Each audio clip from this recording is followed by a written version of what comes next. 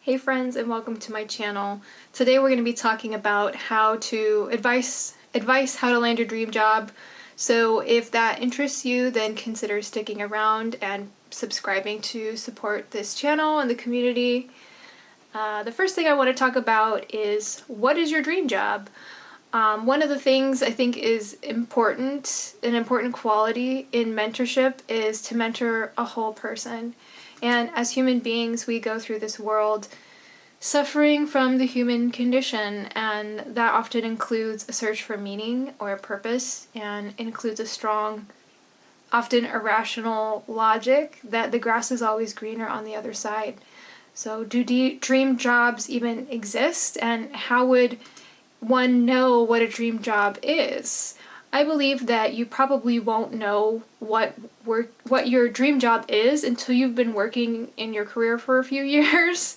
It's kind of like asking somebody who's never had ice cream what their favorite flavor of ice cream is. It's just very hard to imagine unless you get some more experience tasting ice cream. I run into people that have opinions about what their dream job might be like to work for. They want to work for Google, but they may not have a realistic idea of what it's actually like to work for Google. They often might think it sounds so cool. And our minds as humans don't have the capacity to really imagine what something is like very realistically. Like, you can imagine winning the lottery and it sounds really great and you quit your job, but do you imagine all the people and family and friends and relatives that might come out of the woodwork and start asking you for money? So my advice is to start with you. Do some self-inquiry. What do you value? How do you like to communicate? What is the environment that you really thrive in? What don't you like? What makes you happy? What makes you sad? It can be helpful to do some journaling on this topic, and I actually set a reminder to journal regularly. I do it about once a month. I do a career journal to see how my experiences change and evolve over time. Figure out what the priorities are to you that you can't negotiate on. You know, is it salary? Is it commute time? Is it something else? Be specific about what matters the most to you. Write it down as a list, and it can also be helpful if you look at it frequently.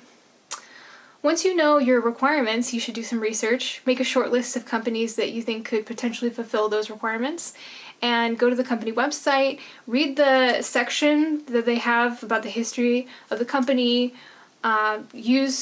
Go online and find articles about the company, or YouTube to find interviews with people that have worked at the company. You can also go on LinkedIn and find somebody that has that job you're interested in or who has worked there and try to contact them. I have a video about cold emailing if you want to check that out. What I would look at is, who are the people that have the job that you think would be your dream job? What is their level of education? What that they have?